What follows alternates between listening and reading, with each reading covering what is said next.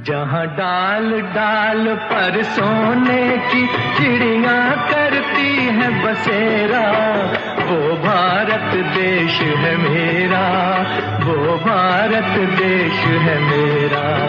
जहाँ डाल डाल पर सोने की चिड़िया करती है बसेरा, वो भारत देश है मेरा, वो भारत देश है मेरा। जहाँ सत्य अहिंसा और धर्म का पग पग लगता डेरा, वो भारत देश है मेरा, वो भारत देश है मेरा। नमस्कार, ओम शांति। आप सभी प्रिय दर्शकों का बहुत बहुत स्वागत है आपका अपना कार्यक्रम आओ चले सत्य की ओर। आज हम फिर से आप सभी दर्शकों के लिए विशेष कार्यक्रम लेके आए हैं, जिसमें हम देखेंगे सतयुग की दिनचर्या। वहां पर सुख शांति समृद्धि के साथ साथ कैसे बाल्यावस्था से लेकर के अपना जीवन कितना सुखमय शांतिमय होगा, आप सभी को आज ज्ञान प्राप्त होगा। हमारे बीच में हर बार की तरह आदरणीय राजयोगिनी ब्रह्मा कुमारी लक्ष्मी दीदी जी हम सबके बीच में उपस्थित हैं। दीदी जी ओम शांति। ओम शांति। आज हम उस स्वर्णिम प्रभात के बारे में विचार करने वाले हैं और उसको सुनने वाले हैं। वहाँ की दिनचर्या कैसी होगी, क्योंकि आज हम देखते हैं छोटे बच्चों को जब हम सुबह यहाँ उठाते हैं या फिर बच्चों को स्कूल जाने की जैसी बात सुनते हैं तो स्ट्रेसफुल होकर के उठते हैं। यहाँ तक कि वर्किंग वुमेन हो या फिर जो भी हमारे भाई बहन हो, जैसे ही मंडे की बात सुनते हैं कि आज मंडे है, ऑफिस जाना है, तो कितना न स्ट्रेसफुल लाइफ आज लगता है। तो ऐसे में दीदी जी आपसे हम सुनना चाहेंगे, क्या वो स्वर्णिम युग था जहाँ पर जीवन शैली, जो दिनचर्या इतना सुंदर, जो जहाँ पर सुख शांति समृद्धि वाला, तो आज हम उसको विस्तृत में सुनना चाहें। ओम शांति। ओम शांति। तो जैसा कि आपने पूछा कि वहाँ की दिनचर्या कैसी होगी, दिनचर्या हमारी स्टार्ट होती है सुबह उठने से। तो वहाँ पर हम प्रभात के समय ही उठेंगे। प्रभात का भावार्थ, जैसे हम यहाँ पर संगम युग पर 4 बजे उठते हैं, तो वहाँ पर भी हम इसी टाइम पर ही उठेंगे जी। लेकिन यहाँ पर जैसे अलार्म लगा करके रखते हैं जी। या एक भागदौड़ होती है कि अभी सुबह उठना है, बाबा के रूम में जाना है, देर ना हो जाए, ऐसे ऐसे कोई थॉट आते हैं। लेकिन वहाँ बहुत ही अच्छी तरह से हम उठते हैं। हाँ, एक सौहार्दपूर्ण जैसे उठते हैं कि बच्चे भी उठते हैं वहाँ पर, तो सुबह ही उठ जाते हैं सभी। और उठ करके कोई भी जैसे चेहरा उनका उतरा हुआ नहीं होता है, बहुत ही एकदम से प्रफुल्लित अवस्था में उठते हैं, उमंग उत्साह में उठते हैं और उठ करके थोड़ी देर वहीं पर ही बैठे रहते हैं।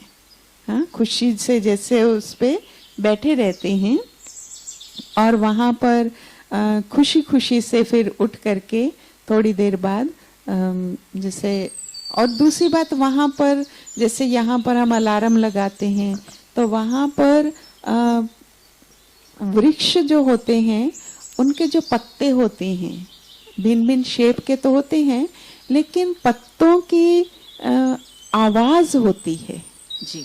उन पत्तों की आवाज में एक म्यूजिक होता है, तो उससे भी हम उठेंगे वहां पर। और दूसरा, वहां पर जो पशु पंछी विशेष तौर पे जो होते हैं, तो उनकी आवाजें बहुत ही सुरीली होती हैं।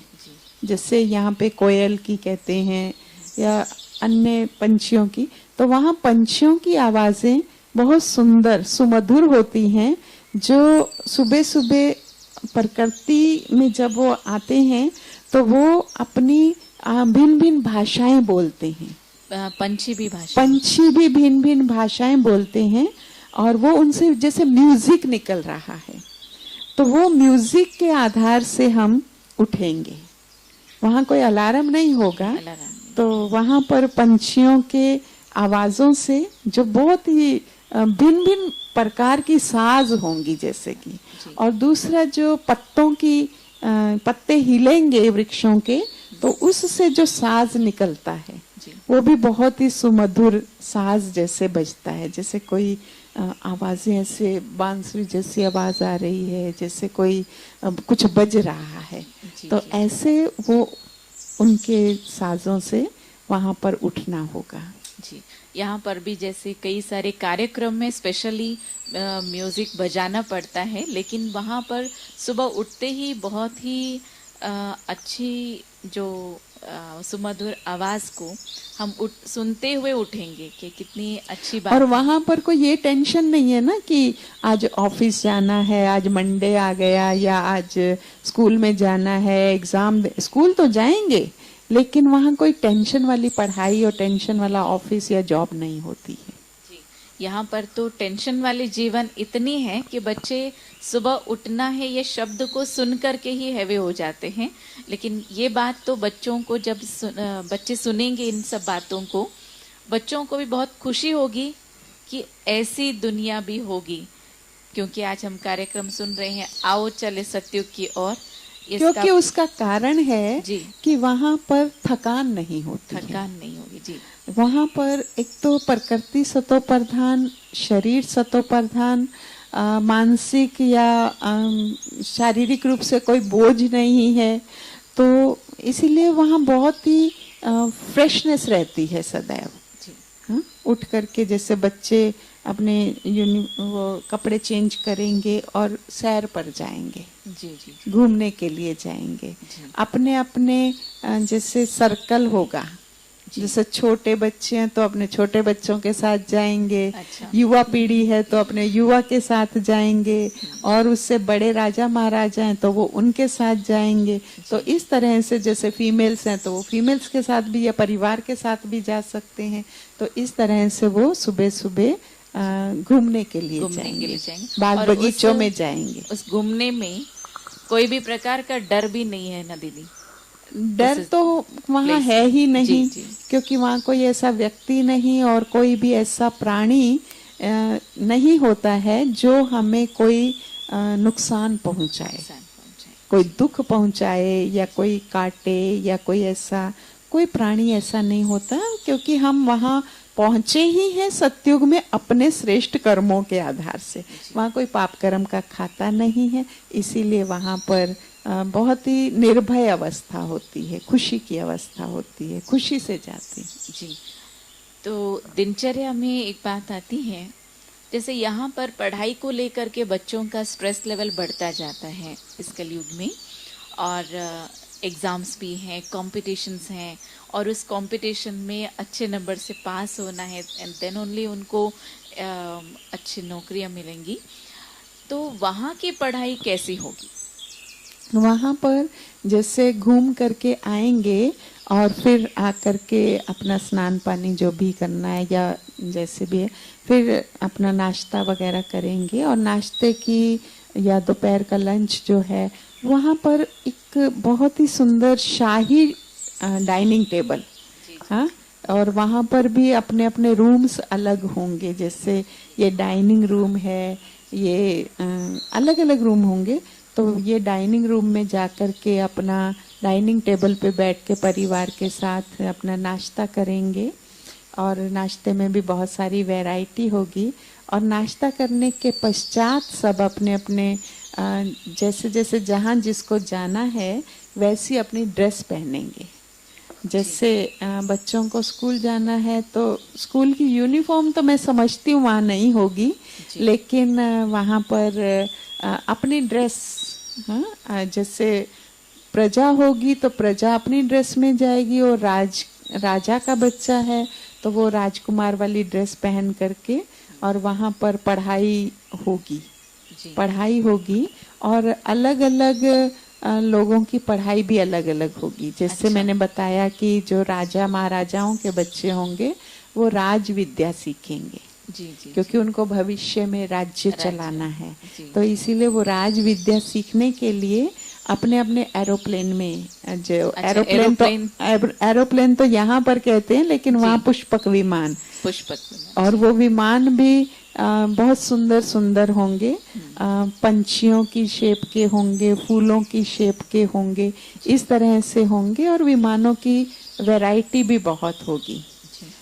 कुछ विमान जैसे राजा महाराजाओं के घरों में 1 सीटर, 2 सीटर, 4 सीटर, या कभी बड़ी गैदरिंग में जाना है तो उस तरह के होंगे। और सामान लाने वाले विमान अलग होंगे, दूध लाने वाले विमान अलग होंगे। दूध भी वहाँ विमानों से आएगा, क्योंकि गाय वगैरह जो गौशाला होगी वो भी थोड़ी दूरी पे होगी।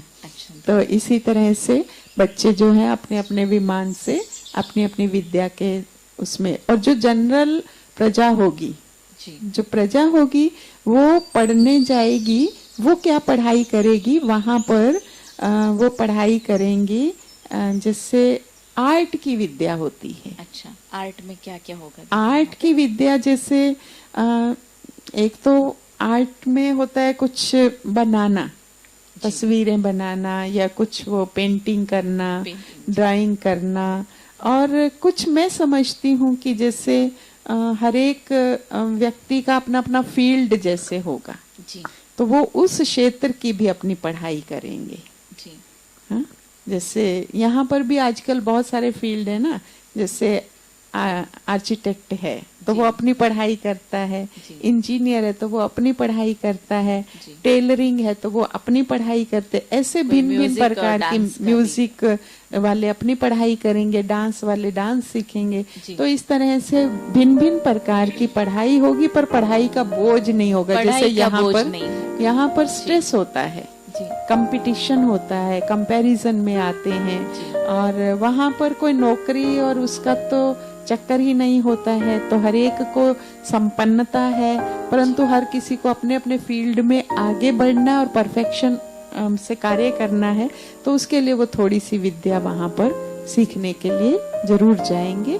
और बाकी जो उनसे बड़े होंगे तो वो अपने राज कारोबार से जो संबंधित होंगे तो वो, और राजा महाराजा अपने राजा जैसे और राजा महाराजाओं के साथ जो है वो अपना, यहाँ तो मीटिंग कहते हैं, वहाँ स्नेह मिलन करेंगे, अपने राज्य का किस तरह से विस्तार करें, किस तरह से और प्रजा को सुख हम दे सकें। क्योंकि वहाँ राजा और प्रजा का जो संबंध है एक माता पिता और फैमिली की तरह है, इसीलिए उनको पालनहार भी कहते हैं राजा को। तो उसके पश्चात हम पढ़ाई के बाद फिर आएंगे तो अपना लंच करेंगे सब परिवार के साथ बैठ करके, वही शाही अंदाज में। पढ़ाई में एक बात मुझे याद आती है दीदी, जैसे ये जो पढ़ाई है, चाहे वो संगीत का हो या डांस का हो या चित्रकला हो, पेंटिंग हो, तो इन सब अनेक प्रकार के जो पढ़ाई को तो पढ़ेंगे, लेकिन उसमें कंपटीशन का बोझ या फिर कोई भी अन्य प्रकार का जो स्ट्रेस है वो भी नहीं है, और साथ में ईर्ष्या, द्वेष या फिर उसमें जो कोई भी प्रकार की ऐसी बातें भी नहीं होती होंगी। ये सब अवगुण है, अवगुण है जी, ये आत्मा के अवगुण हैं जी। और वहाँ पर हम सर्वगुण संपन्न हैं। तो सर्वगुण संपन्न होने के कारण सबसे पहले हमारे अंदर संतुष्टता का गुण होता है। हम जहाँ पर भी हैं, जैसे भी हैं, संतुष्ट हैं जी। तो संतुष्टता के गुण के कारण वहाँ कोई भी ऐसी वैसी बात नहीं होती है जी। ना हमें किसी से ईर्ष्या होती, क्योंकि वैसे देखा जाए तो वहाँ पर हर व्यक्ति संपन्न है जी। तो इसीलिए ये सब भाव ही नहीं होते हैं। क्योंकि आपने पहले भी बताई, बात सुनने में बहुत ही शक्तियुक्त बात ये है कि आत्मिक स्थिति में, सोल कॉन्शियसनेस में होने के कारण वहाँ कोई भी प्रकार का बॉडी कॉन्शियस नहीं है। क्योंकि कलयुगी संसार में काम, क्रोध, मोह, लोभ, अहंकार रूपी जो ये 5 विकार और इनके संगे साथी आलस्य भी है, तो ईर्ष्या, द्वेष, जो ये ईर्ष्या की जो बातें हैं, तो जिसके कारण आज सारे संसार यहाँ दुखमय है, लेकिन वहाँ पर जो दैवी गुणों के कारण सुखमय संसार वहाँ है। सुख की अनुभूति बहुत जी। इसीलिए है जी। क्योंकि उसमें कोई ईर्ष्या है ही नहीं, कंपटीशन है ही नहीं, किसी से कंपैरिजन है ही नहीं। हर आत्मा अपने संतुष्टता के धन से संपन्न है। जी, तो संतुष्टता इसीलिए के धन से हाँ, संपन्न। जी। इसीलिए कहते हैं ना, गज धन गौ धन जब तक ना आवे संतोष धन, बाकी सब धन धूरी समान है। तो वहाँ पे संतुष्टता का गुण विशेष होता है, तो इसीलिए हमारा जीवन वहाँ सुख शांति संपन्न होता है। जी, ये बात भो- सुनकर जी जी हाँ, भोजन के पश्चात जो है हो सकता है थोड़ा बहुत रेस्ट करते हो। जी हाँ, तो थोड़ा आराम करके फिर रोज शाम को वहाँ पर बहुत सुंदर उत्सव मनाए जाते हैं। अच्छा, शाम को उत्सव। हाँ, जी। प्रतिदिन वहाँ पर उत्सव होते ही हैं जी जी जी। और सभी अपनी अपनी ड्रेस पहन करके, जैसे राजा महाराजा है तो वो अपनी ड्रेस पहनेंगे और जो थोड़े उनसे कम दर्जे वाले होंगे तो वो अपनी ड्रेस माना बहुत सुंदर शाही ड्रेसेस पहन करके डेली सज करके श्रृंगार करके, और ये उत्सव में रोज जाना है। जी तो रोज उस उत्सव में भी बहुत सुंदर नाच गाना, और वहाँ पर राजमहल में अगर कोई उत्सव है तो वहाँ 9 रतन होते हैं और बहुत सुंदर आव भगत होती है। अच्छा, मेहमान नवाजी मना अपने परफेक्ट स्टेज पे, जी जी जैसे कोई आए हैं तो उनका भी कैसे सम्मान करना है, कैसे उनको सम्मान पूर्वक बिठाना है, ये सारी सुव्यवस्था होगी। जी। और वहाँ रास भी रोज होगा। अच्छा, रास। हाँ, इसीलिए शरीर भी वहाँ सदा हेल्दी वेल्दी रहता है। उसका एक रीजन ये भी है। जी तो सभी आत्म अभिमानी तो होते ही हैं, तो वहाँ पर रोज रात्रि को उत्सव में भी जाएंगे और खान पान भी बहुत अच्छा उत्सव वाला होगा। जैसे यहाँ पे पार्टी पे जाते हैं जी। और रास होगा। जी जी। और फिर रात से आने के बाद रात्रि को अपने अपने विमानों से आएंगे और फिर ड्रेस चेंज करके, इसमें और और एक बात रात्रि याद को आती है दीदी। रात्रि तो वैसे वहाँ होती नहीं है, जी, जी। क्योंकि वहाँ दिन और रात रोशनी रोशनी रहती है, रोशनी रहती है। जी। और वहाँ पर सोएंगे, लेकिन जो है वहाँ पर जैसे प्रकाश है, चंद्रमा का प्रकाश है, या तो उसमें थोड़े कर्टन्स लगा देंगे, थोड़ा वो कर देंगे। और जैसे हम दिन में यहाँ पर सोते हैं, जी जी। तो दिन में सूर्य की रोशनी होती है, लेकिन हम थोड़े कर्टन लगा करके थोड़ा रेस्ट कर लेते, तो ऐसे ही वहाँ पर भी रेस्ट होता है। कोई ऐसे नहीं कि बहुत थके हुए हैं और बहुत गहरी नींद में, वहाँ सोना और जागना एक जैसा ही, एक समान ही होता है। जी। एक प्रश्न थोड़ा सा मैं पीछे ले जा रही हूँ, वहाँ पर पहुँच रही हूँ जहाँ रास चल रहा है। तो जहाँ रास देवी देवताएं करेंगे और वहाँ संतुष्टता का गुण भी वहाँ होगा, वहाँ पर यहाँ के जैसे यहाँ पर तो डांस के भी कई सारे क्लब हैं, तो यहाँ लाफिंग क्लब भी हैं। इस कलयुगी संसार में जो ओरिजिनल लाफिंग नहीं है, या फिर परिवार में आपसी स्नेह प्यार न होने के कारण आपस में मिलते नहीं हैं, यथार्थ रूपेण खुश मिजाज नहीं रहते हैं, तो यहाँ तो लाफिंग क्लब्स में भी जाते हैं। तो दीदी वहाँ का जो है रास आदि करेंगे, और वहाँ का जो संतुष्टता का जो गुण, खुशी, उमंग, उत्साह, और वहाँ पर किस विधि से मनाएंगे? वहाँ पर जैसे मैंने पहले भी बताया कि वहाँ पर बहुत ही प्यार से रहेंगे। जी, प्यार से।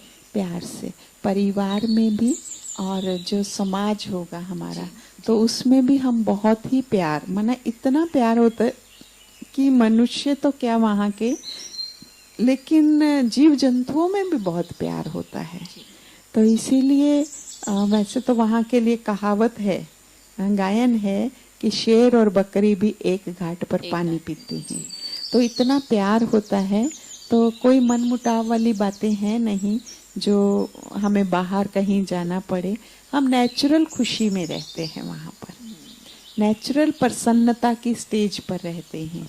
इसीलिए अगर आज हम कहें तो देवी देवताओं के मंदिरों में भी देखो तो कितनी नेचुरल प्रसन्नता दिखाई है, नेचुरल ब्यूटी के साथ। तो इसीलिए वहाँ पर कोई ऐसे क्लब वगैरह तो वहाँ शब्द भी नहीं होगा। जी जी, शब्दावली की शब्द जब ही बात नहीं आती होता, है, अलग जी, से कोई स्थान भी नहीं होते। जी। हमारे घरों में ही इतने बड़े बड़े स्थान होते हैं, महल होते हैं, और दरबार लगाने के लिए भी राजा के पास छोटे हॉल, बड़े हॉल, हाँ, तो वो अलग अलग, पब्लिक के लिए अलग होगा और राजा महाराजाओं के मिलने के लिए अलग होगा, उनकी मीटिंग, उनका स्नेह मिलन करने के लिए अलग अलग होंगे। तो इस तरह से वहाँ कोई क्लब या बाहर के हॉल वगैरह की आवश्यकता नहीं होगी और ऐसे शब्द भी नहीं होंगे। और वहाँ की जो भाषा शैली की जहाँ तक बात की जाए दीदी, तो वहाँ भाषा शैली हिंदी ही होगी, विभिन्न भाषाएं तो नहीं होंगी, क्योंकि एक राज्य, एक भाषा, एक मत की जहाँ पर बात आ रही है, एक राज्य की जहाँ पर बात आ रही है, तो एक भाषा भी एक ही है, तो वो भाषा शैली कैसे होगी? जो हमें बाबा ने बताया और जो हमारी दादियों ने साक्षात्कार में देखे हैं वो सब, वैसे तो सिंध कराची में ही देखे थे ये सब सीन, लेकिन दादियों के अनुभवों के आधार पर वहाँ पर एक ही भाषा होती है और वो भाषा हिंदी ही होगी, लेकिन यहाँ जैसी हिंदी भी नहीं होगी। जी, यहाँ की हिंदी नहीं, यहाँ की हिंदी तो मिक्स हिंदी है। वैसे यहाँ भी की तो हिंदी में हम इंग्लिश भी यूज कर देंगे, कभी उर्दू भी यूज कर लेंगे, कभी कोई भाषा, थोड़ी सी भाषा अलग होती है, पर देवलिपि या देवनागरी भी नहीं है जो हम पढ़ते हैं अपभ्रंश भाषा या कोई लोग कहते हैं कि संस्कृत भाषा सबसे पुरानी, संस्कृत भी नहीं है। वहाँ पर हिंदी भाषा ही होगी और एक ही भाषा होगी, लेकिन वो भाषा बहुत सुंदर होगी और भाषा का एक एक मीनिंग जो है बहुत अच्छा होगा। हाँ, वैसे तो वहाँ पर नैनो की भी भाषा होती है, वहाँ संकल्प की भी भाषा होती है, क्योंकि वहाँ पर वाणी की भाषा बहुत कम यूज होती है। नैनों की भाषा जैसे अभी आपने कहा, हाँ, तो इशारे से ही बहुत काम हो जाएंगे। जी, इशारों से ही बहुत सारे काम हो जाएंगे। जैसे नहीं, हम किसी को कहते हैं बैठ जाओ तो हम इशारा कर देते हैं, ये ले आओ, तो आंखों के, तो वहाँ पर ये बहुत संकल्प की भाषा और नैनो की भाषा, बॉडी जेस्चर भी होगा, और साथ में ये भाषा जो है वो कम होगी, वोकैबुलरी कम होगी। बहुत सारे शब्द तो वहाँ होते ही नहीं हैं, और जो शब्द होते हैं वो बहुत मीनिंगफुल होते हैं। जैसे हमने सुना था दादियों के मुख से कि जैसे वहाँ कंघी को, हाँ, जैसे कंघी को केश चिलकारी, अच्छा, केश चिलकारी, हाँ, माना केशों को सजाने वाली। ऐसे ही दांत, यहाँ तो हम ब्रश कहते हैं ना दांतों को साफ करने के लिए, तो वहाँ पर दंत चिलकारी। अच्छा, ये तो मैं समझती हूँ कि आम हमारा जिंदगी में तो कोई यूज भी नहीं करता होगा, इसीलिए कहा कि वहाँ की भाषा कुछ अलग होती है। टोटली हम लोग कई सारी वस्तुओं को, तो बाल्टी को भी बकेट कह देंगे और इस कुर्सी को भी चेयर कह देंगे। कितनी सारी बातें हम लोग यूज करते हैं, ऑलमोस्ट इंग्लिश में ही हम यूज कर रहे हैं। तो वहाँ पर इंग्लिश नहीं होगी, लेकिन वहाँ की भाषा शैली हिंदी होगी, पर यहाँ वाली हिंदी भी नहीं होगी। जी, वहाँ की और भी शुद्ध, और फिर वहाँ जो पंछियों की भाषा होगी वो भी बहुत मनमोहक होगी। अच्छा। और वो भी हमारे मनोरंजन करने वाली होगी। जी, पंछी और मनोरंजन करेंगे दीदी। भाषा निकाल के, जैसे अलग अलग भाषाएं निकालते हैं, जैसे यहाँ मिमक्री क्या बोलते हैं। जी। तो वहाँ पर जैसे एक व्यक्ति अलग अलग पशुओं की आवाजें निकालते हैं, तो मिमक्री क्या कहते हैं, मिमिक्री। तो उसी तरह से वहाँ पर अलग अलग पंछी अलग अलग भाषा जैसे अपनी यूज करेंगे और वो हमारा मनोरंजन करेंगे। जी। हाँ, और वहाँ जो जैसे खरगोश बच्चे भी खेलेंगे, जैसे तो चैतन्य प्राणियों से खेलेंगे, क्योंकि प्राणियों ने कष्ट तो देना ही नहीं है, दुख जी। तो देना ही नहीं है। ये बात तो बहुत ये ही अच्छी लग रही एक कहीं पे हमने पढ़ा था कि वहां पर खरगोश ऐसे जैसे वाइट बॉल की तरह लगेंगे और एक दूसरे के ऊपर डालेंगे, जैसे बच्चे खेलते हैं, पकड़ लेते हैं, कुछ करते हैं। तो वो बच्चे भी बहुत खुश होते हैं और प्राणी भी बहुत प्राणी खुश भी। होते हैं। और हम सिर्फ कहानियों में सुनते थे कि ऐसे शेर, भालू या फिर अन्य कई सारे जो भी प्राणी उनके साथ राजकुमार आदि खेल रहे होते थे, ऐसे कहानियों में सुनते थे। लेकिन दीदी, ये बात आपके मुख से सुन करके बहुत ही मन हर्षित हो रहा है कि ऐसा भी एक समय होगा। लेकिन वहाँ पर जो है ऐसे, जैसे अभी आपने कहा, सफ़ेद खरगोश होगा बॉल के जैसे, उसको खेल खेल में उसको यूज़ करेंगे और प्राणी और पक्षी भी वहाँ पर बोलेंगे।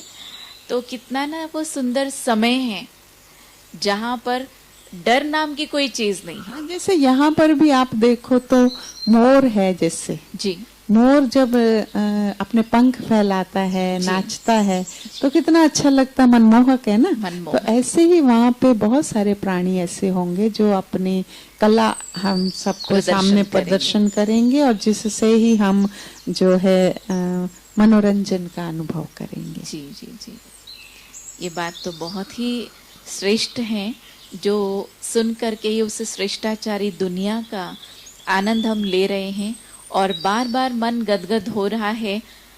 कितना सुंदर समय वो होगा, वहाँ पर पुनः हम पहुँचने वाले हैं इस कार्यक्रम में। आओ चले सत्युग की ओर। आज की जो एपिसोड में हमने इतनी सारी दिनचर्या की बातों को हमने सुनी, कैसे वहाँ पर देवी देवताएं उठते हैं, घूमना कैसे होगा, पढ़ाई कैसे होगी, भोजन शैली कैसे होगी, भोजन में भी कैसे उनका उठक बैठक और फिर डाइनिंग टेबल कैसे हो, कई सारी बातें आज हमने सुनी। अगली श्रृंखला में प्रिय दर्शकों के लिए हम और भी विशेष बातों को लेकर के आते हैं। तब तक के लिए इजाजत।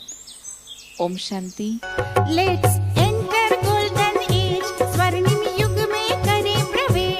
Let's enter golden age, स्वर्णिम युग में करें प्रवेश। Let's enter golden age, स्वर्णिम युग में करें प्रवेश। चलो चले सतयुग में,